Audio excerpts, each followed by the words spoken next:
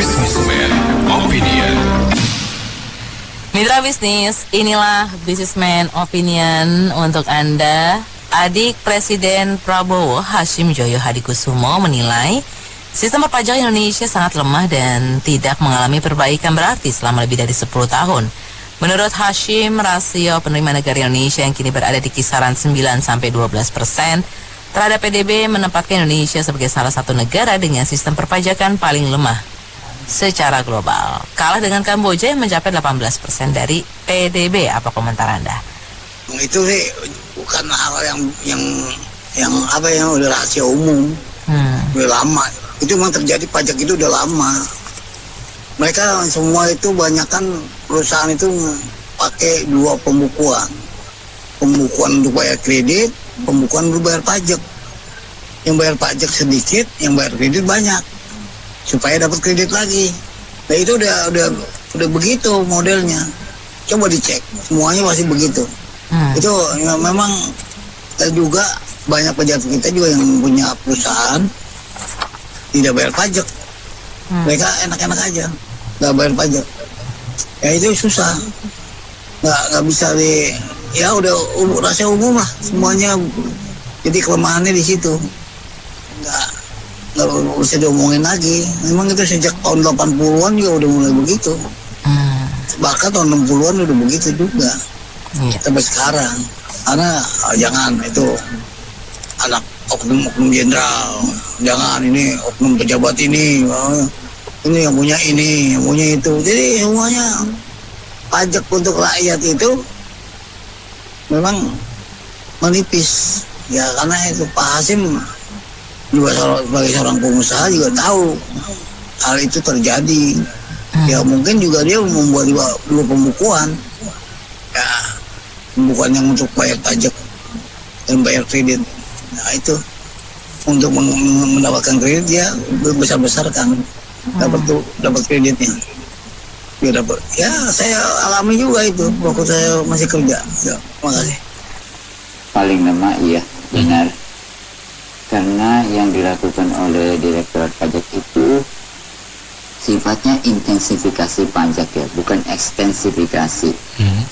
Harusnya yang dilakukan itu ekstensifikasi. Saya yakin masih banyak yang tidak terjaring oleh pajak, gitu ya. Padahal sekarang katanya merubah NIK itu jadi NPWP, jadi otomatis semua orang itu memiliki NPWP. Ya, kalau dulu kan harus mengajukan ya, kalau nggak mengajukan ya nggak terdeteksi, nggak punya NPWP. Nah, dengan NIK, tapi kok ekstensifikasi nggak bisa ya. Pajak ini kan harus adil untuk semua. Tidak bisa melihat yang kaya saja yang dikejar-kejar, gitu ya, atau pengusaha besar yang dikejar-kejar. Itu kan secara prinsip setiap warga negara itu wajib membayar pajak selama memang melebihi dari yang PTKP yang diberikan itu. Nah, pertanyaan saya gini, Mas Andra, kalau tuh kaki lima itu nggak semua kaki lima loh itu usahanya penghasilannya jelek. Pisang goreng tapi sehari bisa jual 1000 biji gitu. Okay. Nah, kaki lima itu. Ya. Nah, kalau yang grab itu, jet itu, apakah mereka terjaring bayar pajak? Ya kan, bagaimana tuh? Dia narik satu hari bisa dapat 5.000. Yang bayar pajak itu kan paling yang punya aplikasi. Kalau yang terima yang sopirnya itu, gitu, atau yang punya mobil itu gimana? Apakah bisa terjaring nggak? Gitu. Nah, ini maksud saya ekstensifikasi. Jadi sebenarnya kalau menaikkan itu yang ikut berpartisipasi membayar pajak itu harus diperlebar, harus diperbesar maksimalnya orang. Nah, yang saya lihat itu yang dilakukan oleh intensifikasi. Jadi itu seperti berburu itu di kebun binatang. Yang itu lagi yang dikejar-kejar terus dengan yang namanya teks amnesti berulang-ulang gitu kan. Kan mencari lagi dengan segala macam prasangka itu. Jadi intensifikasi. Ya, jadi subjeknya itu wajib pajak itu yang subjeknya yang sama itu yang sudah buat SPT itu yang dikejar-kejar terus diperiksa-periksa gitu ya. Itu harusnya kalau mau memang meningkat harus ekstensifikasi gitu. Nah, Kemudian ada hal yang lainnya yang saya mau ngomong. Saya pernah mengatakan di publik ini bahwa berpajak Indonesia menurut saya itu paling rumit. Paling rumit. Dunia, ya. Itu kalau menguasai kayaknya sekolah sampai S3 tuh. Bisa menguasai itu perpajakan Indonesia itu rumit sekali. Dan saya melihat peraturan kalau dibuat itu tidak disosialisasi. Masuk saya di perusahaan itu sering kena. Ya, karena ketidaktahuan. Saya mengatakan kepada pajak karena kita tidak tahu gitu. Kita kan tidak mengikuti terus perkembangan pajak. Total sudah berubah aja. Nah, alasannya kita mesti pakai konsultan. Nah, saya mengatakan kalau semua orang harus pakai konsultan, apakah mampu membayar konsultan? Tugas direktur pajak mengeluarkan satu kebijakan itu disosialisasi jadi orang tahu. Gitu. Apalagi udah zaman kayak begini, zaman era medsos kayak gini kan. Nah, kemudian komplain saya yang kedua adalah pajak itu dikenakan terhadap satu objek itu berkali-kali. Berkali-kali. Ya, iya berkali-kali. Contoh, PPh pasal 23 itu paling aneh menurut saya. Saya pernah ribut di KPP itu, tapi ya nggak bisa apa-apa, mereka hanya menjalankan saja. Masa menjual jasa desain misalnya ke saya. Ya, saya atas jasa desain itu peraturan mengatakan itu objek pajak yang kena PPN. Jadi harus kenain saya PPN 11% kalau sekarang, gitu kan? Jadi saya sudah bayar pajak atas jasa itu loh 11%. PPh pasal 23, tadi kan PPN pasal 23 yang mengatakan Mas Anto sebagai penyedia jasa itu wajib pajak yang dipotong sebagai pengguna, ya. Nah itu besarnya 2%. Jadi ketika saya bayar ke Mas Anto, saya potong 2%, saya store ke negara. Jadi negara dapat 2 kali. Ya. PPN. Terus orang yang menyediakan jasa itu dipungut lagi 2%. Kedua itu ya. Ini objek yang sama kan, yaitu jasa yang tadi itu. Kemudian Mas Anto ketika di akhir tahun isi SPT hitung-hitung usahanya ada untung. Jualan jasa itu kan bisa ada untung. Bayarlah. PPh keuntungan itu kan. Kan usaha ada untung bayar lagi. Nah, kalau yang penyedia jasa itu PT, udah 3 kali kena pajak nih ya. Kan jualan jasa itu udah kena pajak ya. Udah 3 kali ini. Kalau yang menjual jasa itu PT, maka ketika dia mau mengambil untungnya, yaitu si pemegang saham mau mengambil untung, kena pajak lagi yang namanya dividen. Itu adalah pajak keuntungan yang sudah, itu adalah uang yang sudah bayar pajak atas terjadinya keuntungan. Ketika keuntungan mau diambil, mau dibagikan kepada pemegang saham itu, dikena pajak dividen 10%. Saya mengatakan itu yang semua itu sudah 4 kali dikenain pajak. Dan kalau uang itu nggak diambil, katanya diambil ya karena si pemegang saham itu seperti penghasilan dividen. Nah, PT itu memang barang apa? Dia barang mati kan. Yang punya PT itu adalah orang-orang gitu. Jadi kalau dikeluarin dari PT itu kemudian dianggap itu penghasilan bagi si pemegang saham dari PT itu, ya nggak masuk akal. PT itu barang mati. Nah kalau nggak dikeluarin terus PT itu mau ngapain tuh uang itu? Mau ditumpuk terus? Terus siapa yang pakai? Orang kan mau berusaha itu mencari keuntungan atas modal yang dia di PT itu.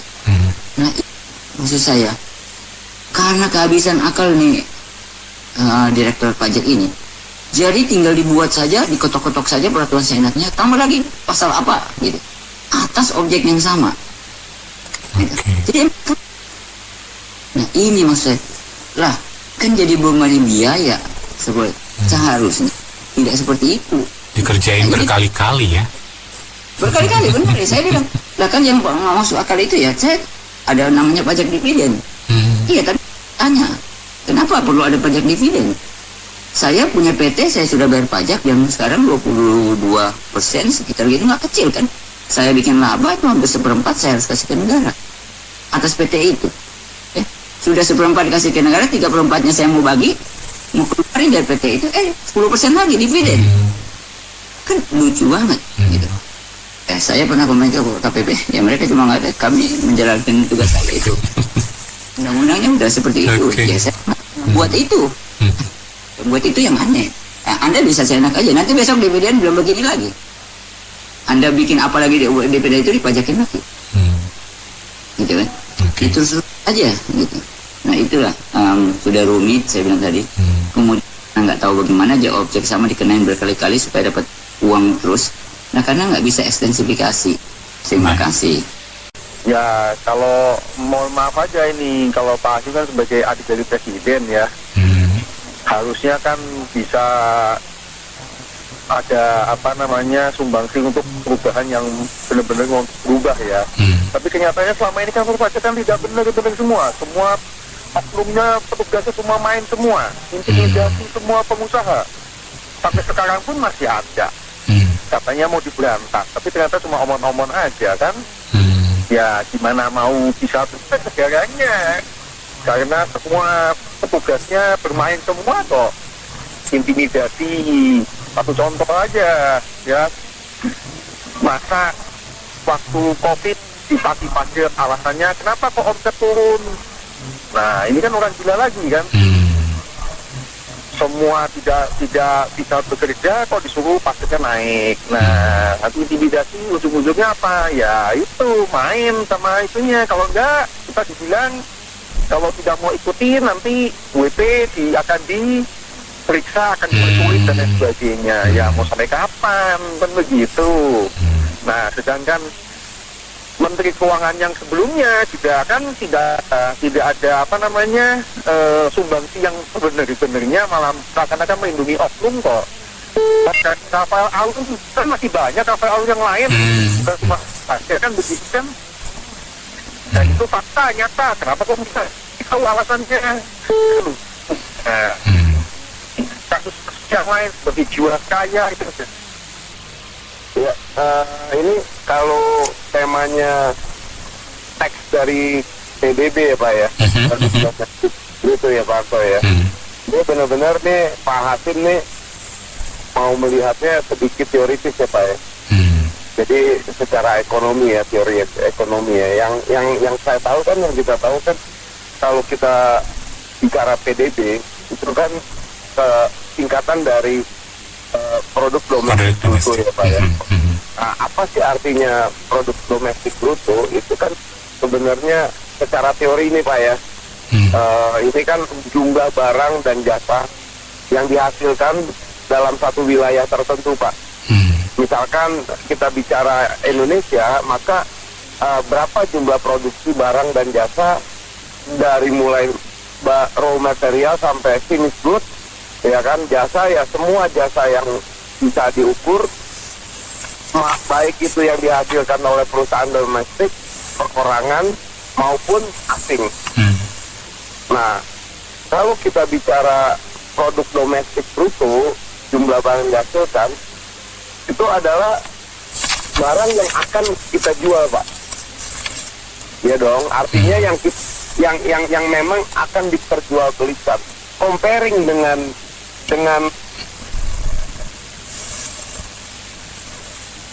Halo, Pak Zuli.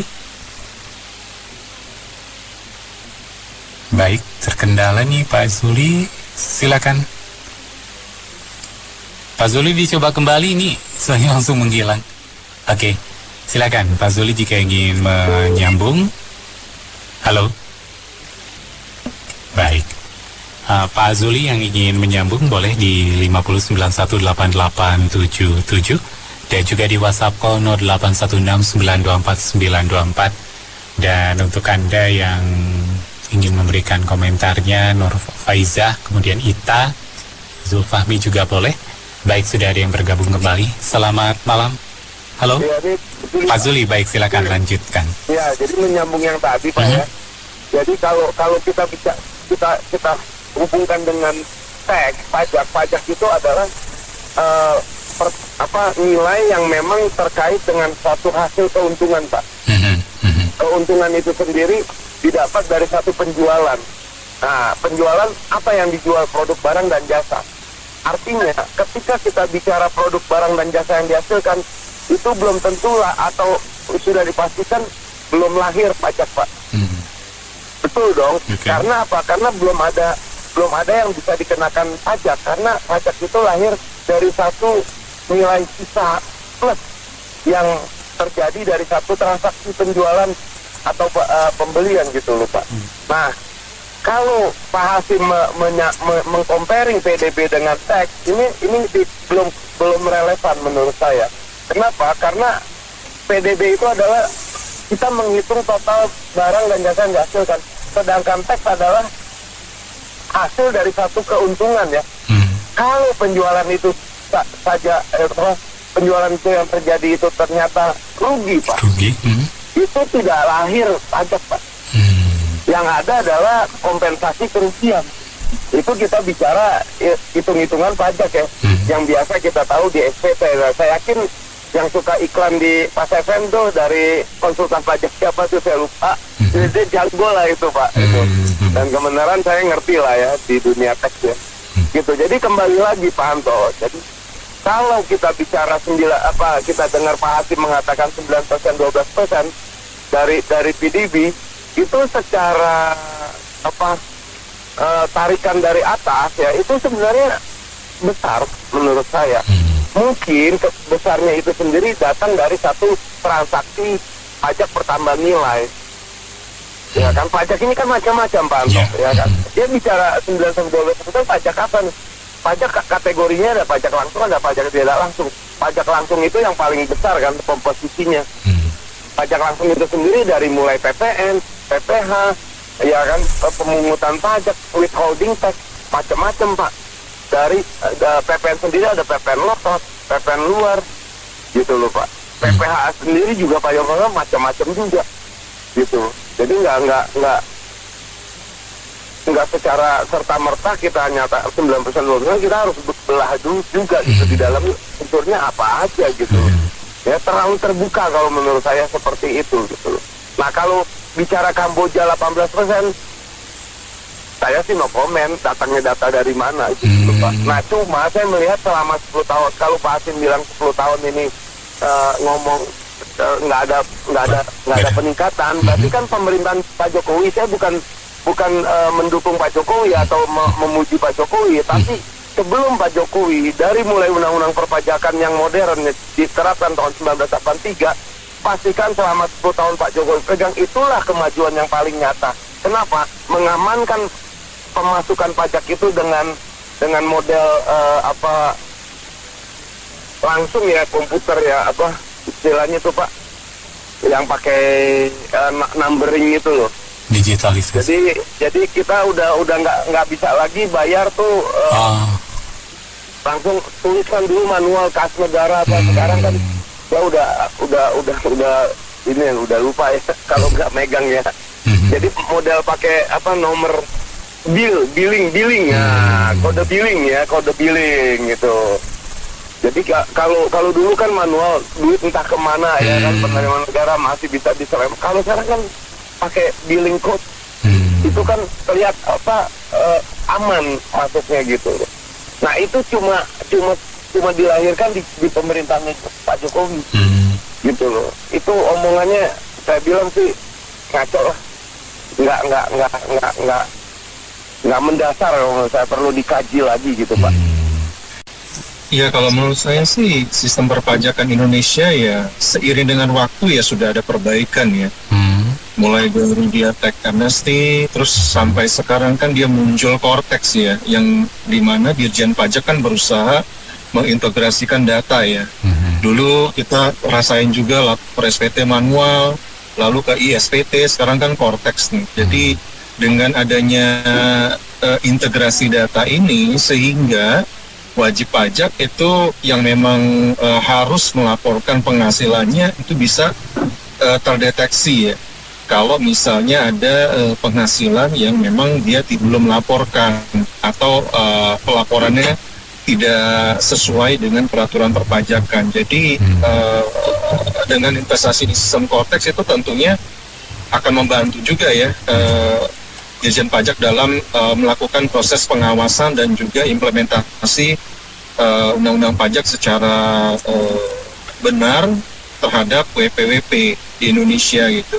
Terus yang kedua, kalau dilihat dari jumlah penduduk ya mungkin kita juga harus lihat juga ya berapa besar jumlah penduduk Indonesia dibandingkan negara-negara tersebut ya dari segi tax ratio ya. Artinya yang kedua kita juga perlu perhatikan dari tingkat pendapatan per kapita ya. Pendapatan per kapita kita berapa sih untuk pengenaan tarif perpajakan yang tepat gitu. Kalau menurut saya ya, pemerintah memang tidak harus selalu intensifikasi dari sudut perpajakan gitu ya. Kenakan tarif tinggi untuk satu objek pajak gitu. Tapi dia juga bisa ekstensifikasi kan. Misalnya kita bisa juga lihat ya, misalnya kalau dari segi intensifikasi itu sendiri kan kita bisa lihat ya tarif PPh 21 itu udah cukup tinggi ya, sampai 35% ya untuk tarif level tertinggi itu untuk pajak penghasilan orang pribadi gitu. Terus untuk corporate pun juga udah 22% kan.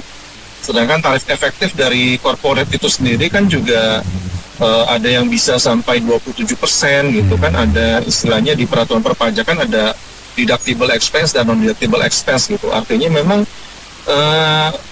pemerintah sudah berusaha mengoptimumkan perpajakan di Indonesia gitu. Kalau dia membebankan kembali tarif perpajakan yang lebih tinggi kepada masyarakat Indonesia, sedangkan kan kita tahu ya, sejak kuartal 2 2025 kan daya beli masyarakat Indonesia kan turun ya.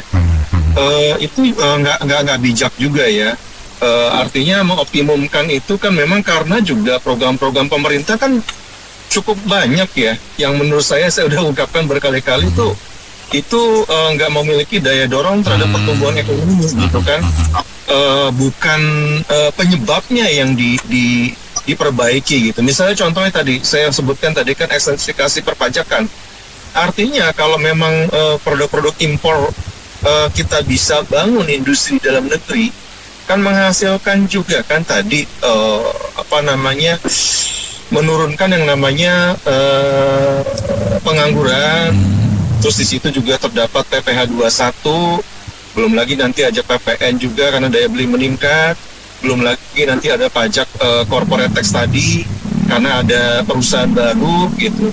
Jadi multiplier efeknya banyak gitu. Jadi maksudnya pemerintah juga perlu memperbaiki kondisi-kondisinya ya, supaya dia mengoptimalkan perpajakan. Nggak bisa hanya membandingkan tax ratio Indonesia dengan tax ratio negara lain gitu tanpa memperhatikan faktor-faktor mempengaruhi gitu.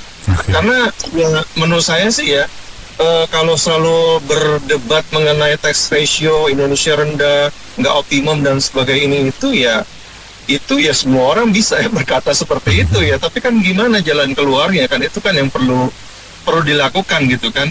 Action plan-nya apa gitu kan, yang tadi yang saya udah sebutin gitu. Jadi pajak itu juga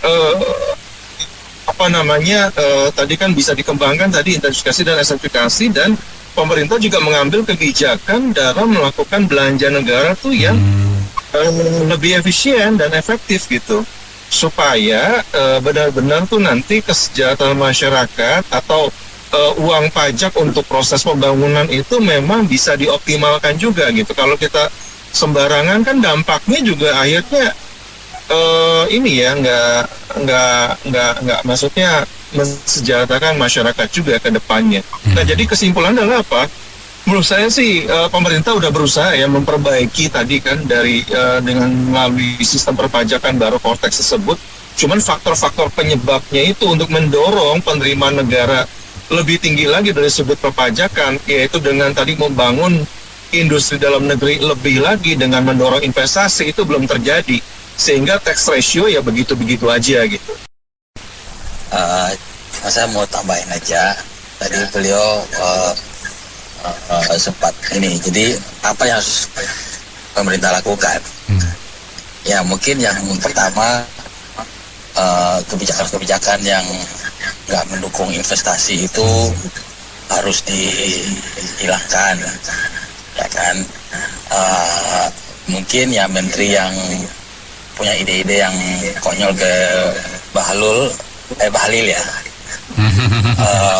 Itu salah satu menteri yang ya membunuh investasi menurut saya gitu, karena contohnya yang masalah minyak ya kan, investasi PMA di Indonesia jadi nggak jelas gitu, orang jadi khawatir untuk berinvestasi gitu kan. Nah, hal-hal yang kayak gitu jadi membuat orang takut berinvestasi. Akhirnya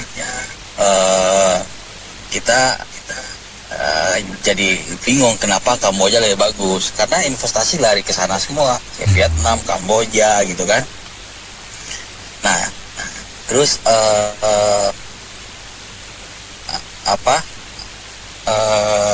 saya jadi lupa nih. Ya, hal-hal yang seperti itu. Nah, saya mau tanya juga, itu yang Pak Hasyim maksudkan itu nilai pajaknya yang masih kurang atau sistemnya ya gitu. Kalau sistem menurut saya sih udah lumayan ya. Cuman mungkin kebijakan, contoh gini, ada usaha yang omsetnya di bawah 4,8 M kalau nggak salah ya, itu kan mereka bebas atau ada kebijakan yang cukup lunak gitu. Nah, saya pikir dibikin progresif aja, karena banyak usaha-usaha yang sebenarnya omset mereka besar tapi diakalin gitu, diakalin di laporannya bahwa mereka penghasilannya 4,8 setahun, jadi mereka bisa bebas dari. Nah, saya pikir mesti ada sistem baru untuk supaya yang ngakalin kayak gini nggak lepas gitu. Nah, terus ya masih banyak lah ya yang jadi PR gitu. Saya rasa juga Pak Hasyim itu juga udah tahu lah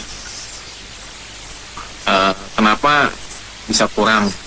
Ya kan, masih ada yang ilegal, termasuk illegal logging, illegal fishing, dan segala macam ilegal yang nggak bayar pajak, gitu.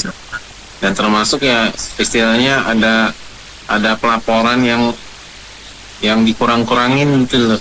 Nah itu, dan ya termasuk dari bea cukai juga yang harganya bisa dimurahin kan. Jadi segala macam kebocoran itu sebenarnya saya rasa sih mereka udah tahu ya, mereka kan udah terlibat di dalam gitu. Tapi ini pernyataan ini ada ambigunya nih. Maksudnya apa? Mau ditambah pajak lagi, seakan-akan ini udah maksimal nih, nggak ada lagi kebocoran untuk bikin alasan seperti itu, atau apa gitu, atau dia mau menindak yang ilegal ini. Kita lihat aja pejabat nextnya move-nya seperti apa. Karena saya rasa mereka udah paham lah, mereka di dalam itu gitu loh. Gimana lu mau ngomong dah, terserah Pak Hasyim. Sekarang ini dari satu pajak aja, contoh pajak kendaraan, itu Indonesia udah terbesar. Mungkin cuman kalahnya dari Singapura lah. Ya, tapi di Asia juga kayaknya Indonesia ini urutan ketiga apa keempat lah. Untuk kendaraan paling mahal pajaknya itu 40% loh. Nah, kurang besar gimana? Itu kan ngaco banget kalau mau budayakan penarikan pajak, memberi rakyat contoh. Itu anggota DPR ditarikin juga dong pajaknya. Kita yang rakyat pajaknya penghasilannya 5-6 juta di kantor kena PPH, kena pajak penghasilan. Ini yang 50 juta gajinya di anggota DPR, MPR yang terhormat, gajinya bebas pajak, bebas apapun konsumsi, bahkan dibayarin sama rakyat. Makannya, rapatnya di hotel dibayarin sama rakyat.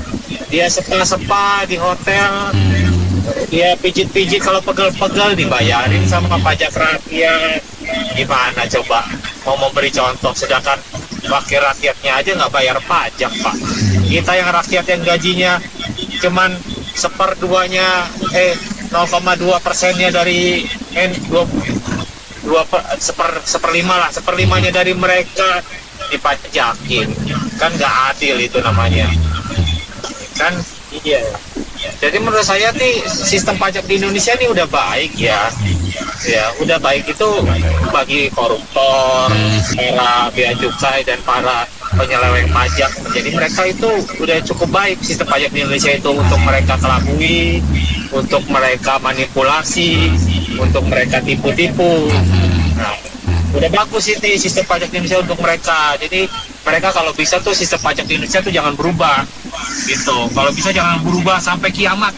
Sampai kiamat 2 hari jangan dirubah, Pak. Jadi nanti kiamat sehari baru mereka bertobat, Pak. Itu mereka, untuk mereka. Nah, terus juga yang tidak keseriusan pemerintah itu membantu rakyat itu ya kayak sistem Kortek itu kan. Nah, sistem Kortek itu apaan itu? Kita wajib pajak aja susah, input apa-apa susah, apa mau isi data apa juga susah, login logout mulu gitu. Akhirnya apa?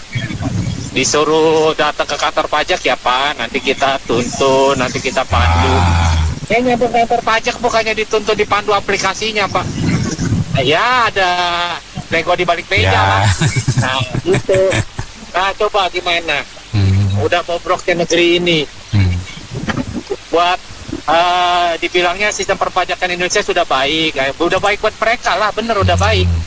Terus katanya suruh nggak usah keluar rumah, di rumah aja, pakai aplikasi, nggak taunya aplikasinya aplikasi apaan itu.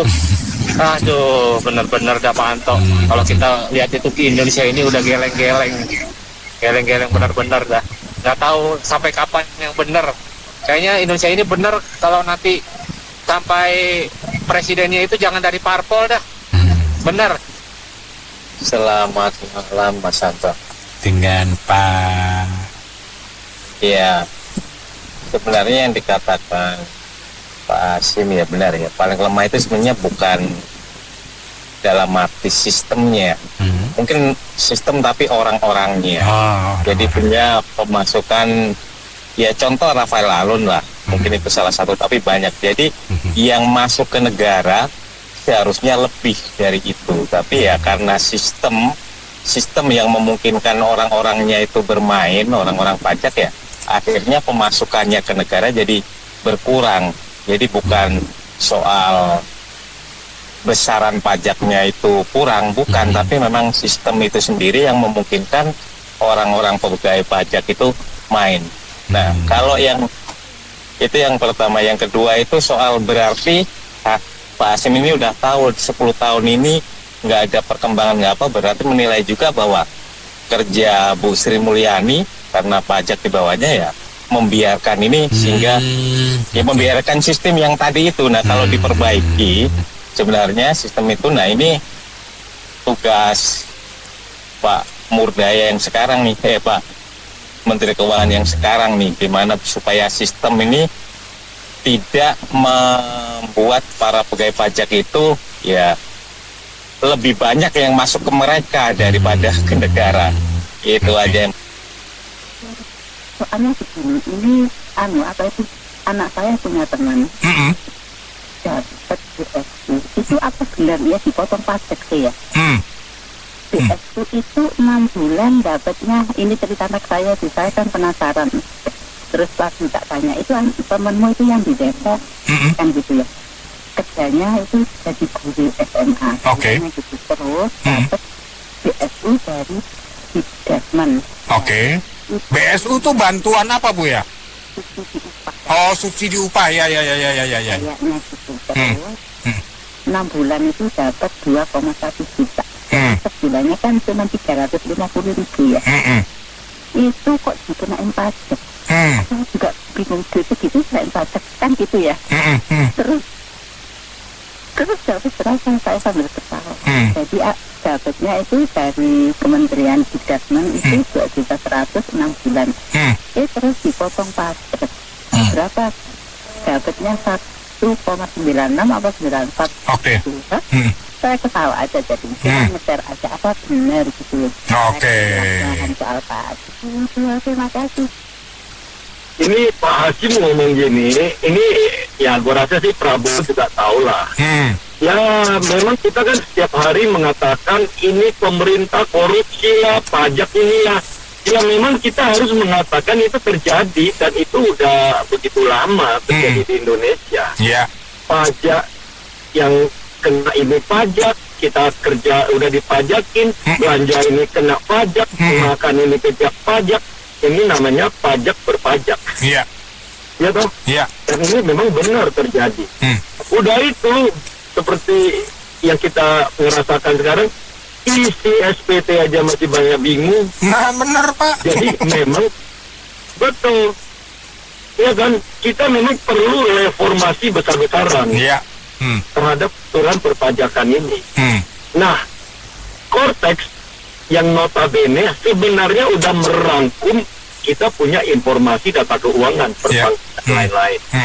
Sebenarnya nantinya kita udah nggak perlu banyak isi lagi. Kita tampilkan data kita harusnya konfirmasi. Harusnya menuju ke sana supaya wajib pajak dipermudah. Belum lagi tadi Akung Yanto juga ngomong, ya memang benar itu semua perusahaan kalau bikin pajak itu pasti menggunakan jasa. Iya. Ada pendamping. Dan memang benar itu juga memang harus ada sertifikat khusus untuk yang mengerti dibilang akuntan dan mengerti dibilang pajak untuk melakukan. Dan itu saya pikir sih oke-oke aja. Sepanjang semuanya semakin transparan. Jangan mencari-cari. Ya. Itu kan harapan kita ke negara ini kan, ke pemerintah ini. Jadi kalau dikatakan dirjen pajaknya menurut tadi yang Pak Hasim ngomong gitu, berarti ada masalah dengan cara perpajakan kita. Reformasi yang dilakukan, saya hanya sarankan satu, dirjen pajak rubah, ganti orangnya. Ya. Kemudian apa? Dirjen bea cukai ganti secepatnya, jangan 12 bulan. Itu penting supaya masyarakat bisa merasakan apa yang sesungguhnya Prabowo niat dia bukan hanya omong-omong. Seorang Purbaya di Menkyu, di bawah dia dirjen pajak, di bawah dia dirjen bea cukai. Cari orang baru yang kita percaya masyarakat transparan. Ya kan? Supaya kita tahu bahwa serius loh pemerintah ini melakukan reformasi. Dan dampak akhirnya apa? Masyarakat juga membayar pajak dengan sukarela. Dengan sukarela dan dengan sebaik-baiknya. Betul dong. Dan sekarang kan sebenarnya semua orang kan merasa ini gua bayar pajak, gua juga dipakin gitu kan kira-kira. Iya, kan? betul. Pajak ini kan satu keniscayaan, bro. Nggak bisa, negara ini APBN nggak bisa kalau nggak ada pajaknya. Betul. Betul nggak, bro? Iya, betul. Halo? Ya, betul Pak. Kan? Tetapi Indonesia juga perlu untuk menciptakan growth pemerintah supaya bisa perbaiki masyarakat bayar pajak dengan patuh. Petugas pajak pun melakukan tugasnya dengan objektif. Nah, oleh karena itu, saya pikir nanti rancangan undang-undang perampasan aset yang katanya udah mau direalisasikan di awal tahun ya. Iya.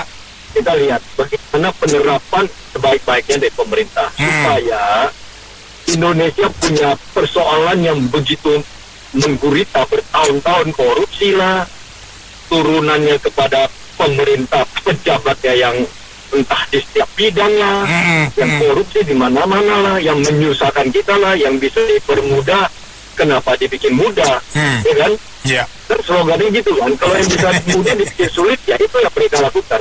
Jadi harapan kita tentu Pak Prabowo mendengar kita dan lakukan satu perubahan secara drastis. Ini aja harapan kita, bro. Siap. Saya hanya mau komentar, emang ada gunanya bayar pajak di negara ini? Mayoritas kan buat dikorupsi dan berfoya-foya hedon itu para pejabat. Terus satunya lagi memang ribet bayar pajak di negara ini. Misalnya gini, kita beli aset tanah, bayar pajak, ya kan? Terus nanti kita jual, bayar pajak lagi. Tapi tahu nggak dengan sistem perpajakan sekarang dengan Cortex itu harus validasi lagi. Padahal kan kita udah orang pajak yang terbitkan billing untuk kita bayar gitu ya. Terus kita tuh udah bayar tuh harus validasi lagi, itu harus nunggu lagi 2 hari 3 hari dan sistemnya tuh suka ngeheng. Tapi kalau kita nggak bisa tuh, biasanya kita minta tolonglah sama notaris gitu kan yang validasi. Ya saja jasa validasi notaris aja ya, pajak penjual bisa 500.000, 800.000, itu dolar pajaknya loh. Iya betul, itu duit lagi. Penjual dapat dari penjual validasi pajaknya nanti 800.000, pembeli validasi pajaknya juga 800.000. Gila kan cuma buat validasi, padahal kita udah bayar. Yang terbitin billing negara loh. Kenapa sih harus rakyat yang dipersulit udah bayar gitu loh ya? Terus kebanyakan juga bayar pajak sudah buat dikorupsi. Kalau bisa sih nggak usah bayar pajak. Negara ini kan kaya dengan alamnya, alam aja. Butuhnya banyak tuh tambang gitu loh. Kalau tetap mengharapkan pajak dari rakyat, nggak usah bangga-banggain Indonesia kaya. Hilirisasi ini itu tetap aja kok rakyat yang dipajakin, sama aja tadi dijajah. Apa bedanya dijajah Belanda dengan sekarang? Kita dijajah kok oleh pemerintah kita sendiri. Nyatanya begitu toh. Iya, itu adiknya Pak Presiden ngomong dalam konteks apa ya, atau semangatnya apa ya? Semangatnya antara, kalau dugaan saya nih, dugaan itu mau menunjukkan bahwa saya wajib pajak yang taat, sudah berkontribusi banyak, begitukah? Atau dirasakan penerimaan negara ini, kalau dari narasi yang disampaikan tadi di BO, ya kelihatannya kayaknya kurang nih. Itu kan cuma berapa persen, 10% lebih sedikit gitu ya. Sebetulnya kalimat begitu belum selesai sampai di sana. Sekarang kita sama-sama dah otak waras aja. Yang namanya Gayus Tambunan itu, apa cuma dia satu-satunya yang kayak begini di seluruh Indonesia Raya gitu loh. Kita dipertontonkan lagi juga ada siapa sih, Alun yang anaknya tuh luar biasa menganiaya orang kan. Nah, itu ada berapa tuh oknum-oknum kayak begitu yang notabene memperkaya diri sendiri dengan hasil yang sudah diaudit kebenarannya atau enggak gitu kan. Nah, makanya kalau sudah memaparkan itu, saya rasa tahu lah, cuma actionnya ini kemana gitu loh. Jadi narasi-narasi yang timbul itu sampai hari ini ya, walaupun udah berkuasa, itu kayak narasi-narasi orang yang masih berkampanye, narasi-narasi yang kayak orang masih ingin mendapatkan kekuasaan. Sekarang yang ditunggu oleh kita tuh udah action. Kalau you tahu cuma segitu, actionnya apa? Gitu loh. Kalau kayak gitu kan siapa yang omong-omong gitu loh. Dari kemarin kan semua ngomongnya apa kayak masih berkampanye, idealisme gitu loh. Yang ditunggu sampai hari ini aksi nyata. Itu aja sih persoalannya. Kalau you udah tahu masalahnya dan you yang punya pegang tongkat komando ya, bukan tongkat Nabi Musa katanya kan gitu kan. Ya kan, kalau you pegang tongkat komando aja cukup untuk melakukan apa yang perlu diperbaiki. Nggak usah minta tongkat Nabi Musa. Masih kurang perlu tongkat Nabi Musa gitu. Ya itulah. Ya jadi kayak ini tuh cuma apa sih ini? Udah you action aja lah, jangan banyakan ngeluh yang nggak jelas gitu loh. Kalau you tahu ada banditnya, ada tikusnya, ya dan you dekat dengan epicentrumnya power, kenapa you tidak melakukan itu untuk kebaikan bersama? Terima kasih. Ya, cuman saya mau tambahin aja. Nggak banyak sih tambahannya. Ya kan? Sebenarnya yang pemerintah ini ya, terutama Pak Menteri Keuangan kita, jangan lagi lah memburu mangsa di kebun binatang lagi gitu. Itu kan banyak sekali tuh pejabat-pejabat punya perusahaan yang gede-gede yang tinggal ngegaruk tanah keluar tambang semua segala macam. Bayar pajaknya gimana? Yang pejabat-pejabat, yang menteri-menteri itu kan semua rata-rata kan ada semua. Ya kan, juga termasuk presiden kita punya perusahaan apa enggak? Terus pajaknya gimana? Kalau saya jadi presiden, pasti saya memberikan contoh. Saya bilang, nih loh, saya punya perusahaan sekian banyak, pajaknya saya open, saya bayar sekian ratus triliun, memberikan contoh kepada yang nggak bayar pajak. Yang nggak bayar pajak, saya akan hukum mati pejabat-pejabat gitu loh. Keluarin peraturan itu. Harusnya begitu, memberikan contoh. Ya. Ingat, rakyat Indonesia itu pengen tanutan, pengen lihat contoh.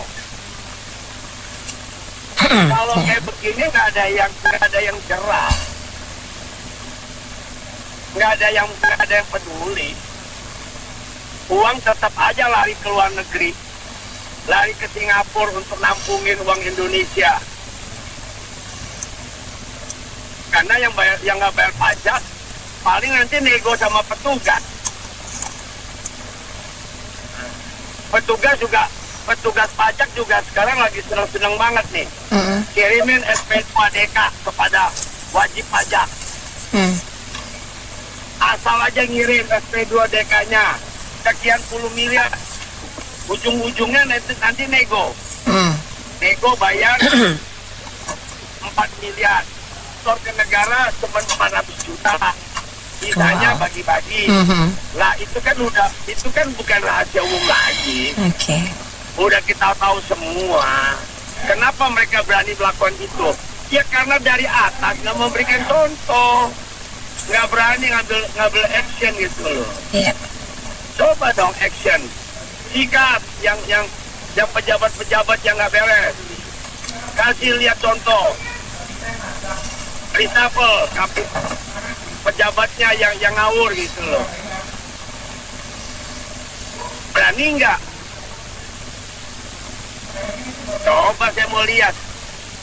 Kalau berani, pasti yang kecil-kecil juga akan ikut. Pasti yang namanya rasio pembayaran pajak pasti akan meningkat. Itu nggak perlu dihimbau, itu akan otomatis. Pasti. Kalau soal kayak gini-gini, birokrasi rapi, pendapatan negara yang tidak dikorupsi, pasti Indonesia kalah. Indonesia mana pernah menang sih kalau yang urusan-urusan yang kerjanya rapi, transparan, dan yang akuntabel. Nggak mungkin bisa menang sama negara lain. Logikanya kan Indonesia cuma dapat katanya 8%. Ya kan ya Mbak ya? 8% ya. Dan sekarang kita masyarakatnya bertanya-tanya dengan PDB APBN ya, 2.500 triliun ya per tahun apa ya? Saya lupa ingat ya. Itu kan kalau misalkan kita dari PPN aja udah 11%, ya itu aja udah selisih 3%. Kemana coba? Kan kita rakyat bayar pajak 11%. Nah itu aja udah ditanyain 3%, kalau kali 2.500 triliun udah tahu berapa duit yang hilang kan dari pajak. Itu dari pajak loh, dari satu hal. Nah jadi jangan heran, karena kenapa di Indonesia itu korupsinya nomor 1 di dunia gitu. Sekarang Indonesia aja kemarin bilang mau sejajar dengan Cina, mau tiru Cina dari soal ekonomi maupun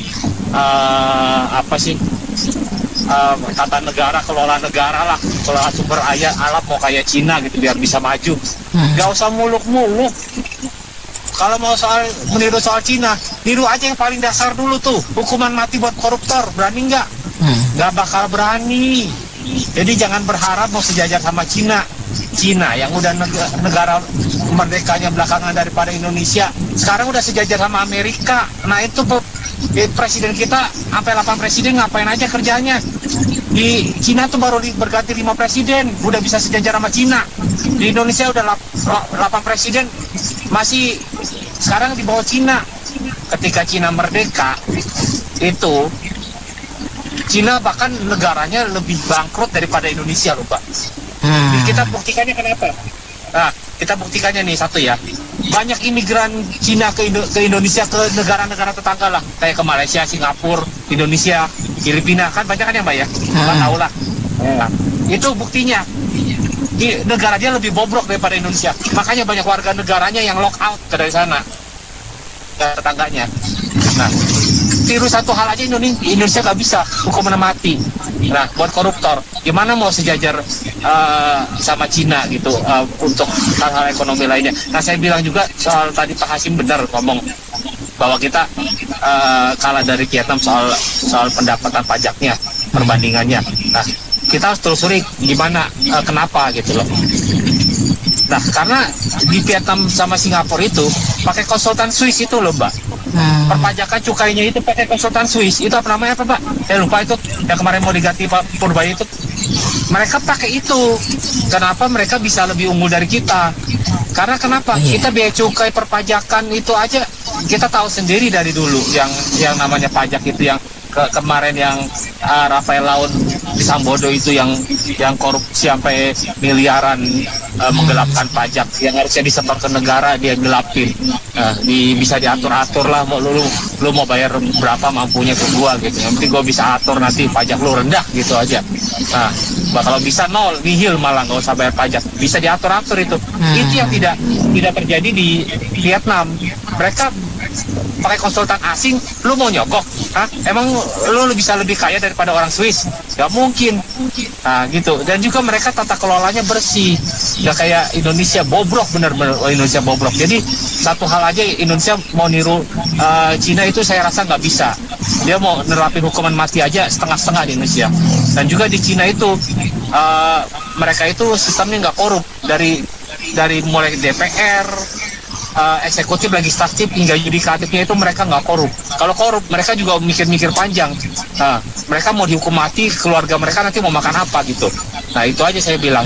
Jadi salah satu kelemahan Indonesia ya itu saya bilang itu dari kita nggak berani pakai konsultan asing. Soalnya sebenarnya menurut saya lebih murah pakai konsultan asing loh. Bisa kan kita nih di Indonesia nih pakai tenaga kerja bea cukai sama Departemen Keuangan misalkan 1 juta tenaga kerja. Nah, kalau pakai tenaga asing itu paling juga 100.000 orang yang bekerja di Indonesia itu lebih murah saya bilang. Gak usah bayar tunjangan, gak usah bayar pensiun, gak usah bayar gaji 13, 14 gaji, bayar THR lagi. Nah gitu. Itulah saya bilang kenapa Indonesia dalam satu hal ini aja gak bisa efisien. Kenapa Cina, Singapura, Vietnam memakai SGS? Kenapa? Karena mereka mikir pasti duitnya lebih murah. Itu soal sekarang ini kita udah bukan berlomba-lomba. Kalau kita satu hal kita nggak bisa berlomba-lomba meningkatkan margin, ya satu hal yang bisa kita lomba-lomba itu apa? Mengefisienkan pengeluaran. Jadi kayak di keluarga ini kan kita di rumah tangga kan saya juga kan kepala rumah tangga.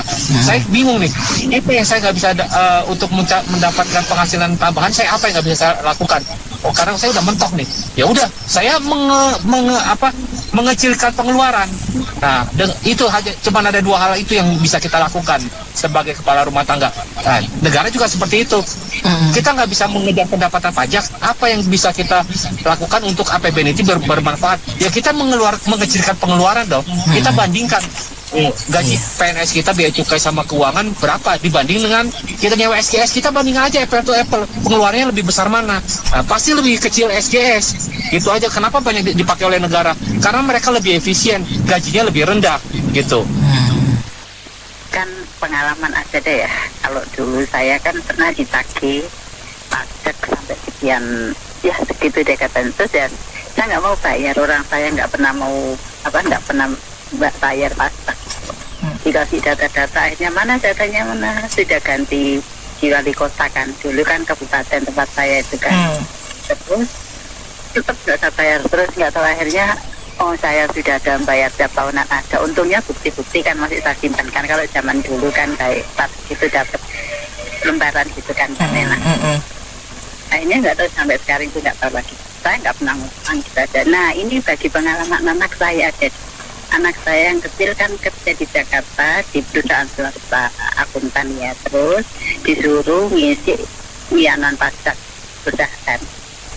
Nah begini kan sudah biasa anak saya ajarkan supaya tidak ada selingkuh, soal istilahnya nggak boleh bohong lah gitu. Terus sama bosnya itu ini bla bla bla bla bla, intinya disuruh supaya perusahaan itu bangkrut gitu loh. Ya, paham. Nah, terus anak lu Pak, ini sudah, kalau ini dianu begini, ini pasti begini, nggak apa-apa itu. Aduh, terus gimana? Saya kerjakan aja, kan awal-awal kerja gitu ya, berapa tahun yang lalu. Tapi dikejar lah begitu laporan ke saya, udah tadi bla bla bla bla bla cerita itu, terus udah deh kalau gitu nggak usah mau aja. Terus ya udah lanjutin, pengen nyari pengalaman bekerja di perusahaan swasta bagaimana untuk ya sebagai pengalaman aja. Terus setelah itu beberapa waktu kemudian dari pajak itu jadi seakan-akan yang orang 3 orang tuh kayak orang suci gitu, kata anak saya ini ceritanya.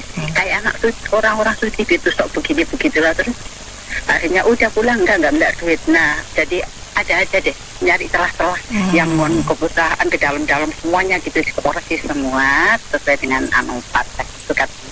Alasannya nyari pokoknya bagaimana. Terus berapa waktu kemudian datang 2 orang untuk meminta jatah, coba Mbak. Itu jatah, minta jatah. Minta jatah perusahaan. Kalau Anda nggak begini terus jadi ya pokoknya diberbelit atau apa gitu. Terus kan saya nanya, lu kan ada kortek, sama aja itu nggak bisa, dia mau diakses susah gitu loh. Akhirnya terus gimana? Saya nanya, ini pengalaman anak. Berapa? Kalau pajaknya ya nggak gede sih, cuma dianya itu minta sendiri untuk yang tadi yang sudah datang ke situ atasannya, terus si anak buahnya datang minta, ada yang 150, ada yang 60, ada gitu, jadi 3 orang itu begitu. Maksudnya jadi, 150 juta, 60 juta per orang?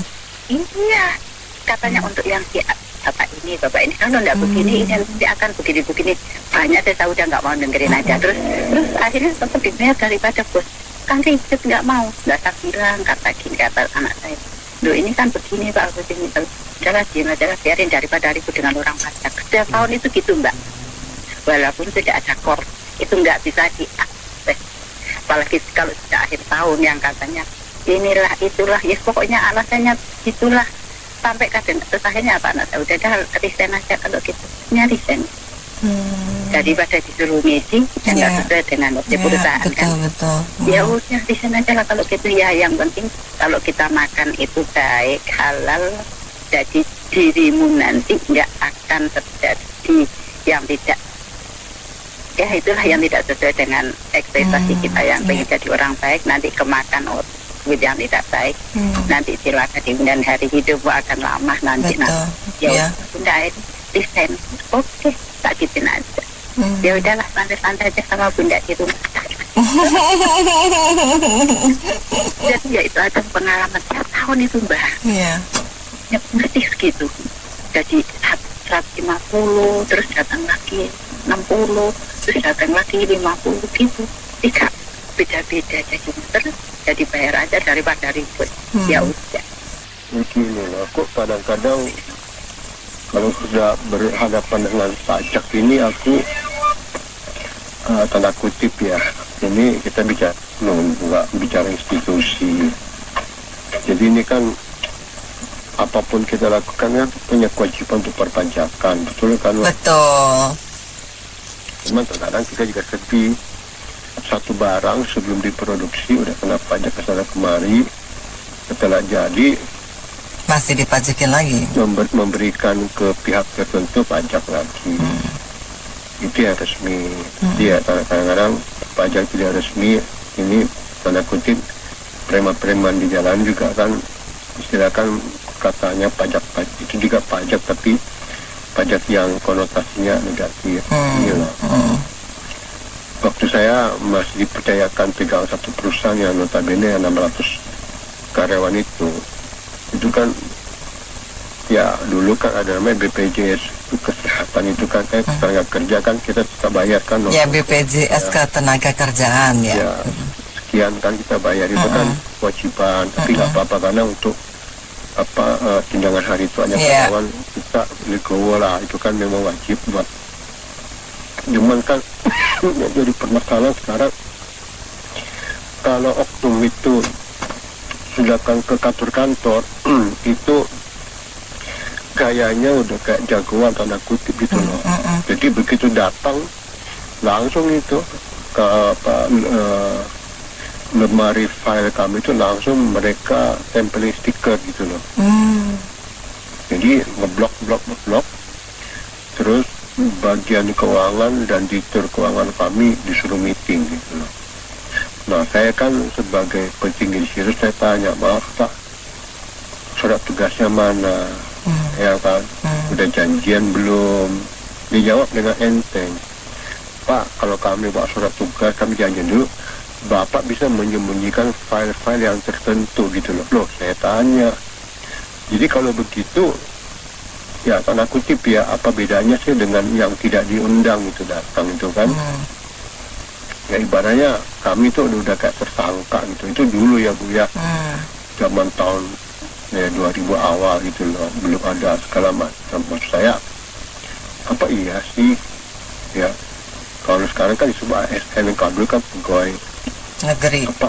Apa iya sih mereka dididik seperti itu, udah gaji tanda kutip kayak, saya agak kasar sebagai pelacak gitu loh. Jadi nah, terus saya tanya, kalau Anda tempel stiker di file kami, terus kami butuh untuk bikin invoice ke perusahaan, untuk laporan keuangan segala macam, terus ke bank segala macam, nggak bisa. Iya, Bapak harus buktikan dulu. Ya udah, berarti saya libur selama 1 bulan dong. Saya bilang begitu. Loh, nggak 1 bulan Pak, 1 jam juga beres. Loh, beres gimana? Aku bilang, ini Anda segel kita punya lemari file ini ada barang mau dikirim, butuh kopi di dalam. Terus? Ya, berarti kan sebulan dong. Kenapa? Karena kan kita kalau nggak beres hari, besok Anda suruh kami siapin. Tapi filenya Anda tungguin. Anda berada di kantor kami. Emang kamu selama di kantor kami nggak beri makan. Memang begitu datang Bu ya. Sidak datang, gitu.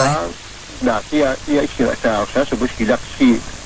Mungkin agak kasar kan. Jadi begitu datang file lemari kami langsung ditempelin dulu. Jadi mencegah kami nggak menghilangkan file-file apa gitu. Hanya saya bilang gini aja, Pak, saya tidak punya waktu untuk urusin Bapak. Bapak bicara dengan finance saya ngomong sama finance saya, tapi secara diam. Apapun yang mereka butuhkan, Anda layani. Apapun yang mereka lakukan, Anda catat. Jadi dicatat tersendiri gitu loh, supaya saya punya bukti kalaupun jam berapa ya mereka pokoknya mau diskusi apa. Nah, jadi maksud saya begini, ini negatifnya. Positifnya adalah begini, kita mungkin dituntut untuk melakukan perpajakan dengan baik dan benar. Saya setuju. Cuman kan di mana-mana ini kan ya bolehlah Ibu tanya 10 perusahaan itu ya, jawabannya tentang oknum yang datang itu mungkin 11 menyebut jelek gitu loh. Tapi saya positif aja, maksud mereka baik ya, memberikan kita tuntunan untuk itu. Cuman secara awalnya bikin kami kaget sampai satu ruangan kaget loh, ini tiba-tiba disegel terus udah lapor segala macam ini ya. Nah, kami ini kan pernah satu kan melalui minus ya. Jadi dana yang kita harus tagih, vendor kami nggak begitu bayar, telat bayar itu gimana, terus barang ini akhirnya kita minus. Saya itu nggak berani melaporkan perusahaan kami rugi. Kenapa begitu ngomong rugi? Ya, bisa itu urusannya udah bukan urusannya udah sampai akar rumput gitu loh, rumput dicabut. Nah, terus kalau kita baik kelebihan bayar, lebih mau dibalikin juga percuma, tapi urusannya harus restitusi, buktikan bahwa kita kelebihan bayar. Akhirnya apa? Ya udah setiap tahun ya bayar lebih, udahlah anggap menyumbang aja buat negara. Cuman kan kondisi ya Ibu tahu kan ya, kayak kemarin saya kan bahas kan ya, THR kita bagi 12 terus pada saat mau hari hak bayar itu karyawan kami bertambah. Jadi kan ya walaupun mereka sebagai kontrakan tetap haknya penuh. Dan secara otomatis merubah kan. Nah itu yang kayak gini mah perpajakan nggak pengenal tapi ya. Oke, sekarang gini Kak, kita tahu APBN kita penyerapan ke rakyatnya bagaimana sih, Kak? Lebih banyak terserap kan buat gaji pejabat, gaji ASN yang seabrek-abrek banyaknya. Rakyat itu menyerap APBN itu lebih ke infrastruktur ya barangkali yang kelihatan ya. Kalau secara kan? Ya kalau fasilitas kan amburadul semua. Ya, even memang belum maksimal ya kan? Oke. Ya, kita udah 80 tahun Kak kalau mau diadu. Betul. Jauh banget Kak, infrastruktur mah jauh sekali, nggak bisa dibanding itu. Padahal Cina besarnya minta ampun. Dan dulu China belajar dari Indonesia ya, inget ya dulu ya. Oke, lanjut. Iya jelas itu Kak. Sekarang pertanyaannya gini. Tadi saya terakhir mau diubah atau enggak? Kan dikasih solusi Kak, ya enggak?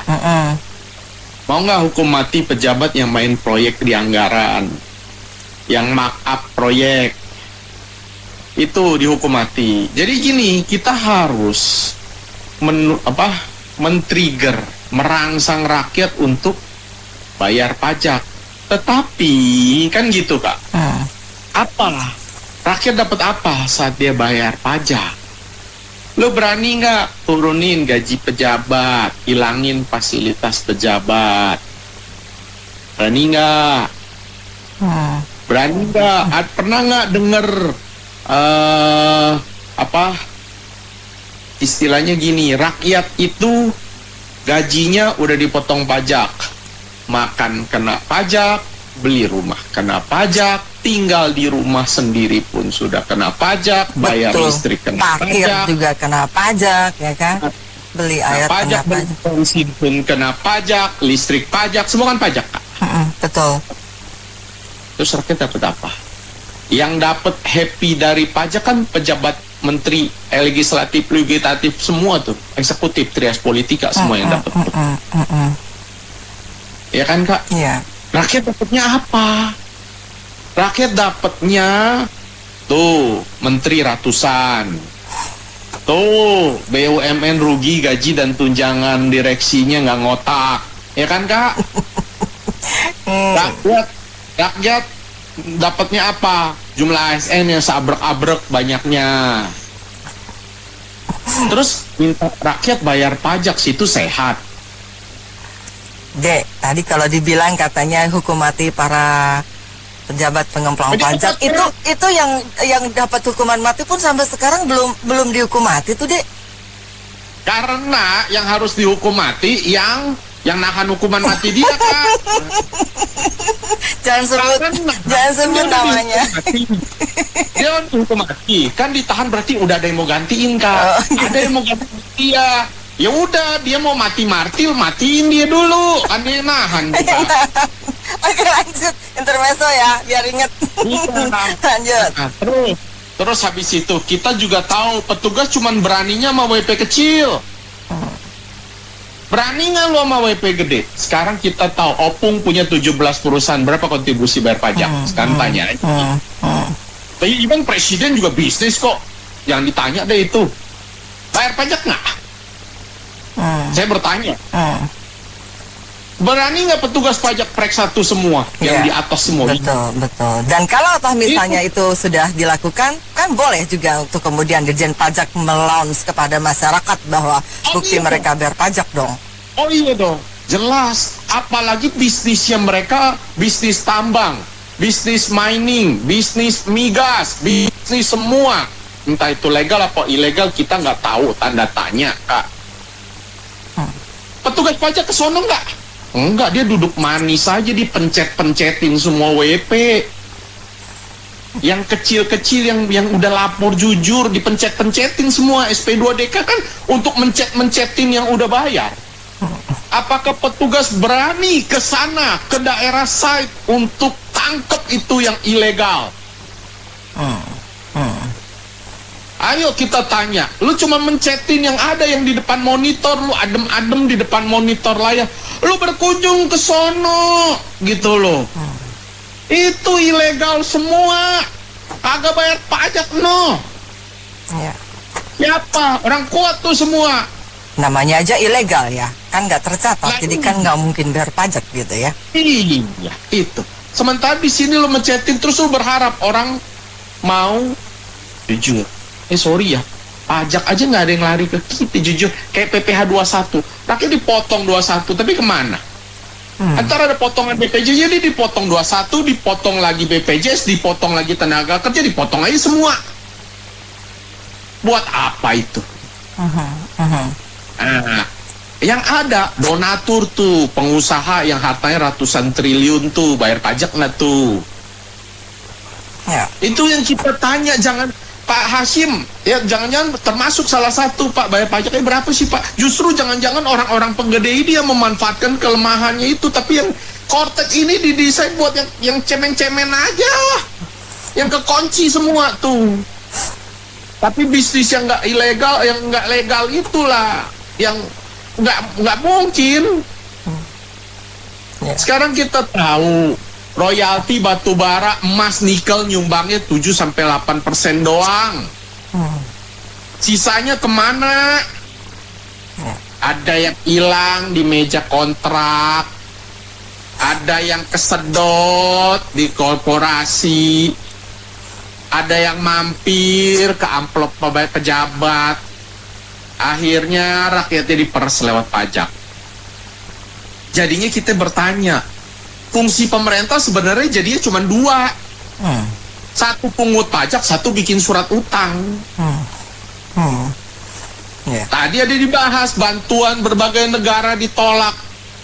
Yang saya lucu, sumbangan dari diaspora untuk korban bencananya mau kenain pajak itu Kak. Padahal diaspora kan orang Indonesia ya. Nah itu dia Kak. Orang Indonesia mau nyumbang dipajakin.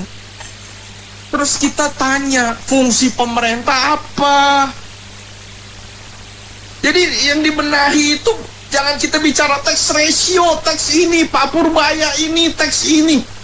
Nonsense. Rakyat kecil aja yang kena. Yang bayar, contoh yang bayar pajak mobil aja itu cuma rakyat-rakyat kecil yang tertib Kak, yang punya Innova. Betul. Yang pejabat, lu anggap dia bayar pajak, ya elah. Lagi itu malah ada berita dikatakan bahwa kendaraan-kendaraan operasional negara hilang. Jadi kita ini bukan sedang menjelekkan, kita bertanya, lo kemana ini? Lo sibuk urusan pajak, yang benar-benar bayar pajak justru yang bawah. Lo orang semua yang justru menikmati kelemahan ini, ketakutan petugas pajak yang gak berani touch lo orang semua. Jadi saya tutupnya begini Kak, penguasa ini apakah sedang melanjutkan para penguasa kolonial Kak, zaman dulu? Kenapa? Karena pajak ini adalah warisan penjajahan Kak kita. Kita berulang kali selalu dengar negara kita besar, sawit adalah karunia, ya kan Kak? Semuanya sumber daya kita banyak, tapi kita masih harus bayar pajak. Introspeksi dong yang di atas. Terima kasih. Nah kalau ngomongin pajak ya, it's all about trust. Jadi seberapa banyak warga negara yang trust sama government-nya kan, itu sebenarnya kan gitu dasarnya. Kayak misalkan negara-negara Skandinavia kan people-nya happy dengan negaranya. Itu mereka bayar tinggi-tinggi loh, 30% lebih tinggi daripada kita. Iya betul, karena itu juga kembali ke rakyat sih ya di Skandinavia. Tapi sekarang kan begini yang terjadi. Ini sekarang ada bencana alam di Sumatera. Yang pemerintah tahan-tahan supaya asing tidak bantu. Itu kan aneh. Maka bisa dipercaya nggak? Kalau orang nggak percaya istilahnya kita mau nyerahin sesuatu untuk yang masa depan kita, tapi sama orang-orang yang nggak bisa dipercaya. Maka nggak heran kalau ininya rendah ya, persentasenya turun kan. Kalau nggak salah tahun ini dari 10% jadi 9% ya. Tapi juga ada dua kemungkinan, satu trust, satu lagi memang kesejahteraannya juga menurun. Jadi kan kalau orang yang tadinya bisa bayar pajak jadi nggak bisa bayar pajak. Terus tadi yang si Pak Gun ngomong tuh ya, betul juga tuh. yang ngomong siapa itu? Dia bayar pajak Kak. Kalau dia sendiri ya notabene kan termasuk orang-orang yang dekat dengan kepemimpinan. Kalau dia sudah nggak memberikan contoh yang baik, gimana yang lain pada mau ikutan pajak bayar kan? Balik lagi ujungnya keras dan ya itu anti corruption. Dan sepertinya kalau bicara seperti Anda katakan tadi, kemampuan bayar dan faktor distrust itu, itu udah kental ya di sini. Susah, maksudnya kalau Pak Paulson bilang harus diperbaiki dari awal, dari atasnya dulu. Ikan ngomongin waktu pidato awal kan bilang busuk dari kepalanya gimana udah dibersihin belum, kan jadi masalah. Ya begini betul aja ya. Kita nggak bisa terlalu banyak harap akan tahun depan akan lebih baik kalau yang distrustnya itu nggak dibenahin ya. Tapi Pak Hasim kan udah ketemu Pak Menkyu dan Pak Menkyu mengiyakan. Langkah berikutnya seperti apa kita tunggu ya Pak. Mungkin Pak Menkyu berani menggebrak kembali. Iya, yang jelas kan gini, yang kita masalah Sumatera itu kan, contoh ya investasi Sumatera. Itu kan katanya perusahaan siapa yang terlibat dalam penggusuran hutan. Nah itu kalau memang benar-benar supaya trust itu dikembalikan, saya ngaku deh perusahaan saya yang kena, yaudah saya tutup atau gimana gitu kan, saya bayar. Tapi nggak cuma nanti cuma ngomong nanti kita akan benahin.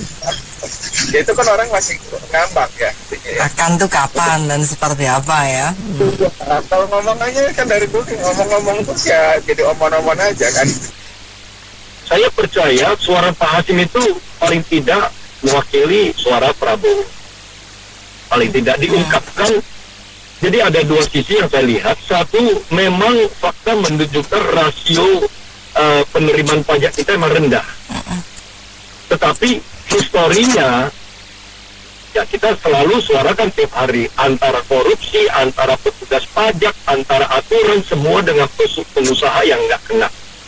Sehingga terjadi seperti ini, yang pengusahanya petak umpet, yang petugas pajaknya mengambil kesempatan, sampai detik ini pun masih terjadi. Bayar pajak dengan benar, tetap di belakangnya tetap ada aja yang ditarik-tarik. Apalagi sekarang seperti ini, detik-detik terakhir masih dikejar habis untuk memenuhkan pajak APBN tahun ini ya. Nah, sisi meningkatkan rasio pajak itu nggak bisa kita hindari. Itu tetap harus dilakukan. Tetapi approach-nya, pendekatannya, itu saya tetap sarankan ke Pak Purbaya, juga Pak Prabowo, itu Dirjen Pajak sama Dirjen Bea Cukai, ganti orang yang tegas. Yang bisa mendukung Pak Purbaya bekerja. Supaya efeknya itu cepat. Supaya apa? Supaya masyarakat terdeliver message-nya bahwa ini pemerintah sekarang serius banget loh. Sampai detik ini seorang Purbaya belum terlalu serius. Karena beliau kan sering mengutarakan hal-hal yang begitu ekstrim, begitu banyak, tapi implementasinya seperti apa? Ya, termasuk kemarin yang kasih waktu 1 tahun ya. Kasih waktu 1 tahun untuk Bea Cukai itu kan kelamaan ya. Kelamaan, Bea Cukai itu 1 tahun kelamaan. Jadi saya pikir Pak Prabowo harus instruksi lagi, Purbaya pilih Dirjen Pajak sama Dirjen Bea Cukai itu yang kompeten dan berani untuk action tanpa mempertimbangkan faktor politik lagi. Pak Prabowo berkurang, ini 1 tahun berjalan terus. Jadi masyarakat itu harus deliver message yang serius sekali dari pemerintah. Kemudian pertumbuhan growth yang terus diupayakan oleh Pak Purbaya dan timnya Pak Prabowo supaya sejalan, karena growth bertambah nanti pajak otomatis akan naik, tetapi jangan mempersulit dengan segala macam. Nah, sebenarnya korteks yang nanti akan diterapkan murni di 2026, saya nggak tahu berhasil apa enggak ya. Memang di dalamnya kan udah mengandung semua informasi daripada wajib pajak. Ya mungkin bagi wajib pajak, entah badan kayak entah pribadi kayak nggak usah terlalu banyak isi ini isi itu lagi, supaya membuat peluang-peluang petugas pajak itu semakin minimalisir. Sistem yang udah semakin bekerja, supaya tadi yang seperti Akung Yansen ngomong itu benar, reformasi bikin mempermudah lah. Kalau perlu kita pribadi, wajib pajak pribadi nggak usah terlalu banyak isi lah. Kok data kita udah terbuka kok semuanya. Langsung kita approve, ya lapor udah. Ya toh? Jangan lupa penegakan hukum penting sekali supaya jangan sampai Pak Purbaya atau Pak Prabowo serius, tetapi setelah tertangkap tidak ada ketegasan di dalam hukuman terhadap mereka. Betul. Perancangan undang-undang perampasan aset gimana? Ini udah harus setengah bulan nih, bulan Desember. Katanya tahun depan kan, dibilangnya tahun depan, kita tunggu awal tahun depan, kita lihat ya nanti ya. Bukan tahun depan loh sih, jangan salah loh, kutip lagi statement mereka sampai akhir tahun ini, 1 bulan 2020, oke. untuk memperbolehkan. Mana semuanya? Masyarakat menunggu. Jadi saya mengangkat statement dari Pak Hasim ini ada 2 sisi. Satu, betul, nggak ada pilihan, kita harus meningkatkan rasio karena APBN untuk membangun negara perlu dari pajak. Tetapi implementasinya perlu satu dasar yang sangat extraordinary supaya kita tahu bahwa pemerintah serius. Yang seperti tadi saya utarakan beberapa hal itu lakukan, penegakan hukum dan lain seiring dengan semuanya. Tunjukkan kalau Jaksa Agung bagus, lanjut. Kalau Kapolri kurang bagus, ganti cepat. Tanpa Pak Prabowo memperhitungkan faktor politik lagi. Walaupun bisa terjadi kegaduhan sedikit, masyarakat Anda di belakang. Kalau memang semuanya segaris yang kita tahu. Saya kira masyarakat sekarang pintar kok, bisa membaca kok. Kalau pergerakannya kelihatannya manis di mulut, tetapi aksinya nggak ada, kita juga paham kan, kira-kira gitu ya. Betul. Ya kan? Jadi saya pikir ini ambil Pak Hasim punya statement untuk kita terus mempush pemerintah untuk mengarahkan semakin baik. Tadi udah dibahas banyak tuh sama Pak Setiawan, sama Profesor, sama Bapak Osman dari pagi ya, saya dengerin kok.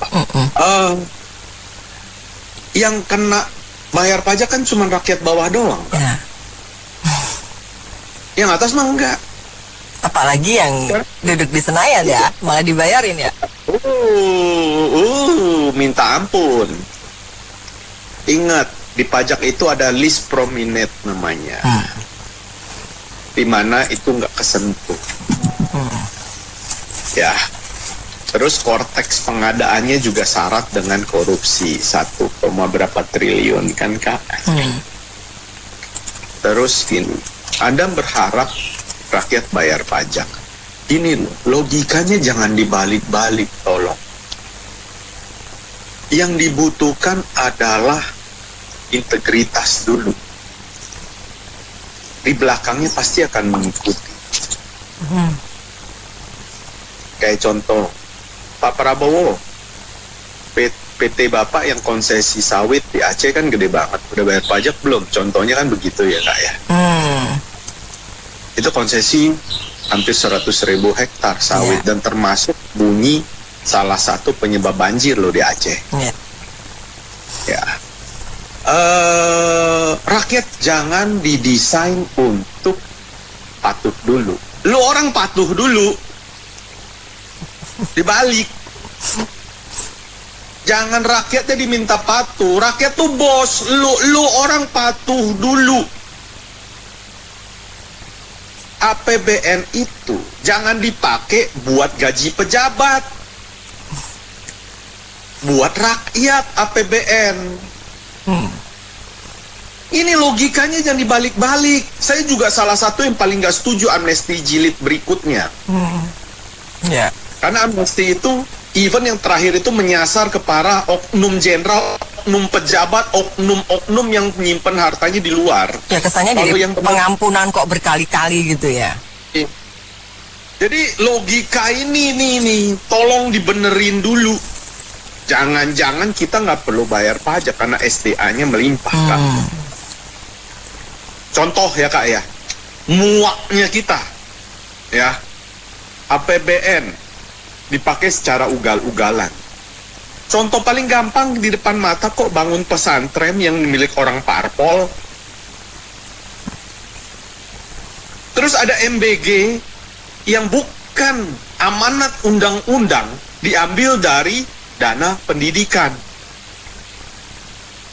Dan cilakanya di MBG dibuat perantara yang isinya anaknya Pak Prabowo. Kayak uang jatah preman. Kayak begini, rakyat disuruh bayar pajak. Mau betulin? Gampang. hukum mati itu pejabat yang main anggaran. Tunjukin ke rakyat. Yang markup proyek APBN, markup proyek APBD, itu hukum mati semua. Pejabatnya, kasih contoh Pak, itu pasti rakyat akan otomatis mengikut bayar pajak. Habis itu, karena dia tahu setiap 1 rupiah yang saya bayar pasti akan turun ke saya, ke rakyat. Logika itu dibangun. Jangan dibalik. Rasio kita bandingin sama luar negeri. Enggak. Di luar negeri, kayak Singapura gitu bagus, ya bener. Tadi kan disebut sama Pak Bob Azam, untuk produktivitas, untuk pendidikan. Nah, kita dipakai buat MBG yang isinya memperkaya pejabat. Di sini pertanyaan balik, pejabat ada yang bayar pajak nggak? Apalagi pejabat yang punya bisnis. Pernah nggak mereka bayar pajak? Enggak, saya nggak pernah dengar mereka. Yang ada mereka ntar kirim orang kuat waktu ditagih pajak. Pak Hasim 100% benar. Emang nggak ada perbaikan. Sama dengan kini pemerintahan 10 tahun memang ada perubahan, Pak. Sama aja kan. Jadi ini ganti-ganti mau bikin apa sih? Bikin software lah ya. Ini undang-undang software ya. Cortex itu ya. Nah, terus hardware lah, apalah, semua ganti apa Cortex lah. Itu bullshit semua. Karena satu hal, mental pejabatnya benar apa enggak? Ya. Mental pejabatnya dibenahi dulu. Kan mereka dagangi, segala hal, segala kondisi bisa didagangin, dia punya wewenang kan. Kemudian kalau mental pejabat yang anak buah itu pelaksana di lapangan itu mau dibenahi, contohkan dulu itu pemimpinnya. Punya teladan nggak? Punya mental yang baik nggak? Jangan juga KKN lah, belain kelompok lah, pendukungnya lah, kan itu bullshit semua. Kan anak buahnya juga bisa mikir, lu aja main kelompok-kelompok kan kok. Lu juga cari keuntungan kok, masa gua nggak boleh? Jadi rusaknya dari situ. Kalau Anda cuma pikirin, oh ini ya, cuma wacana kalau saya ngomong. Nanti 5 tahun lagi juga wacana lagi. Oh ya yang dulu rusak ya, nah bagus ya. Terus ngapain? Lu sendiri berubah nggak? Lu sendiri dulu nih yang sebagai pemimpin nih. Salah besarnya di sistem perpajakan di mana, Papa? Oh, itu benar. Sistem perpajakan saya setuju. Tapi most of all itu di end of the day kembali lagi kepada mental pemimpin dulu yang dibenahi. Ini kan nggak benar, atasnya nggak benar. Atasnya mengakali undang-undang untuk lolosin anaknya. Itu saya tiap kali ngomong kalau itulah itu sumber biang keroknya tuh. Kalau lu boleh begitu, anak gua ngomong asas, ya lu boleh begitu, gua juga boleh begini dong. Gua cuma cari makan katanya. Lu cari uang gede, gua cari uang kecil. Jadi lu benahi dulu dari situ. Kalau atasnya apa itu peribahasanya? Air cucuran atap jatuhnya ke pelimban juga. Betul. Kalau lu atasnya benar, bawahnya juga akan ikut benar. Tapi kalau atasnya ngaco, ya murid kencing berlari. Exactly. Dan people-nya itu mesti dari pemimpinnya kasih teladan. Jangan itulah nunjuk sana nunjuk sini, nunjuk sendiri dulu. Lu udah benar belum? Hasil Pak Prabowo ya, Pak Luhut segala macam lah ya yang jadi petinggi negeri ini. Lu sudah benar belum? Nggak ada pikiran rente, nggak pingin cari kemudahan untuk berusaha, nggak. Itu dulu deh ya. Baru ngomong ke bawah. Makasih. Ya, jadi gini Kak Nena, kalau dikatakan ruwet Kak Nena. Jadi mulai dari dulu ya, awal itu saya sebagai profesional itu kan kenanya kan ada yang namanya ini ya Kak Nena, pengenaan berdasarkan norma. Jadi setiap bulan sudah dipotong, PPh-nya itu sudah dipotong. Terus habis itu nanti dihitung lagi pajak disetahunkan, terus dikenakan norma. Terus norma itu nanti kan terus dimasukkan ke dalam pajak progresif dan lain sebagainya. Terus ketika undang-undang HPP itu diberlakukan, muncullah aturan tarif R itu ya, tarif efektif rata-rata itu, yang nanti kayaknya kecil di tiap bulannya potongannya, tapi nanti di akhir tahun itu kelihatan akumulasinya gede banget, kurang bayarnya jadi tinggi. Sebetulnya mau di ubah kayak apapun, tidak tidak menunjukkan perbaikan signifikan, betul. Tambah ruwet iya. Nah, masalahnya kalau tadi Kak Nena sebutkan mengenai rasio perpajakan, kenapa kok kita paling kecil ya dibanding negara-negara ASEAN sekalipun, itu bukan masalahnya pajaknya kurang tinggi atau pajaknya kurang banyak Kak Nena. Tapi semua kalau menurut saya ya Kak Nena, pajak di suatu negara itu ya pasti satu dulu yang dilihat, PDB-nya kayak apa. Jadi masyarakat kita sendiri kondisi ekonominya macam apa gitu loh. Kalau kita terus kasih pajak, naikin pajak, misalnya katakanlah PPh-nya sekarang naik, atau PPN-nya naik dari awalnya 10 jadi 11, terus karena targetnya kan 15, anggap aja langsung naikin jadi 15 sesuai target. Apa yang terjadi? Daya belinya habis Kak Nena, makin nggak muter. Terus kalau misalnya objek pajaknya ditambah, kan kemarin lagi pada ribut kan, ada minuman berpemanis, terus bahkan kalau nggak salah itu ya tisu, terus popok bayi sekalipun ya, betul. Di diapers itu dikasih pajak semua. Terus apakah itu akan membuat pendapatan pajak kita naik signifikan? Juga tidak. Yang ada malah memberatkan daya beli masyarakat, iya. Nah, tapi kenapa rasionya nggak nyampe? Ya karena kalau yang sudah penghasilannya yang sudah sangat besar, justru malah nggak bayar itu loh Kak Nena. Kita yang memang istilahnya masyarakat yang langsung pendapatan dipotong dari pemberi kerja, pajak dipotong dari pemberi kerja. Terus kita masih terrecord ya, karena institusi itu ya Kak Nena pasti mereka akan lapor ke kantor pajak.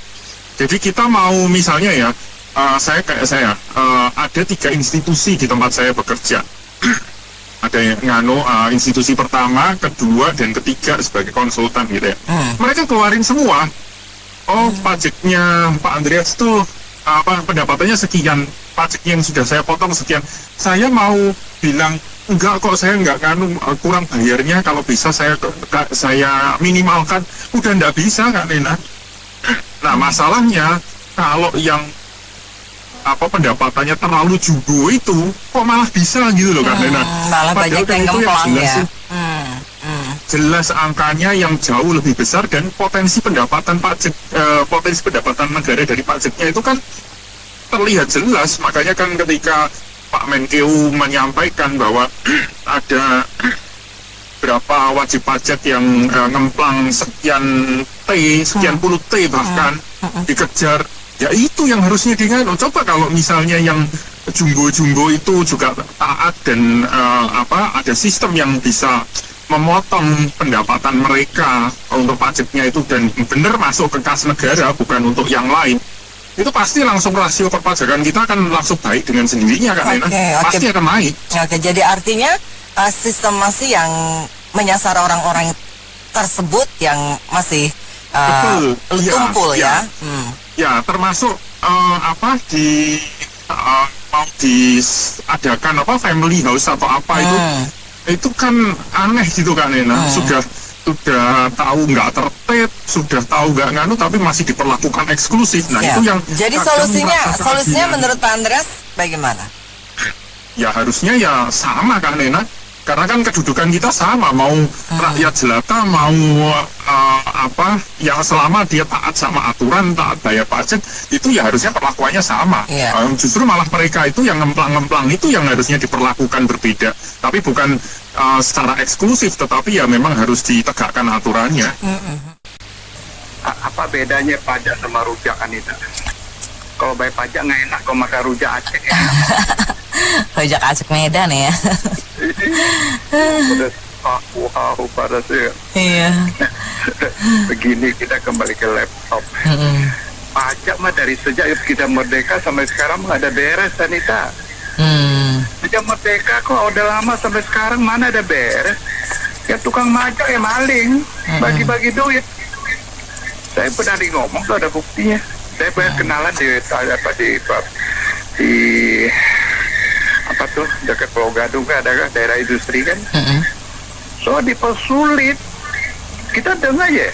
Itu yang komentator itu kan, yang komentar pajak tuh siapa tuh? Pak Agus. Iya, kita dengerin puyeng siapa mau bayar pajak, bener nggak? Lebih puyeng daripada naik kekayangan. Itu pajak ada dulu udah gak ada beresnya. Pengusaha apalagi. Kalau pengusaha kan pusing, lu bayarin deh, lu atur deh, kita bagi-bagi. Umpama satu 100 miliar. Alah buat pengusaha, buat pajak deh, lu kurangin, lu atur deh. Kata-kata almarhum Adam Malik kan Indonesia semua bisa diatur. Apakah ini orang yang ngomong nih anak itu, apakah dia benar? Dia kan pengusaha juga kan? Apakah dia benar? Di Indonesia banyak orang-orang partai, perusaha tambang di Kalimantan, di Samarinda tuh, batu bara tuh semua emang bayar pajak. Bener nggak? Kita sih nggak jelekin. Kalau pajak kita sampai kiamat juga Indonesia nggak ada beresnya, apalagi hukumnya kacau. Kalau negaranya hukumnya tegas, ya nggak? Tiongkok juga ada korupsi tapi hukumnya tegas.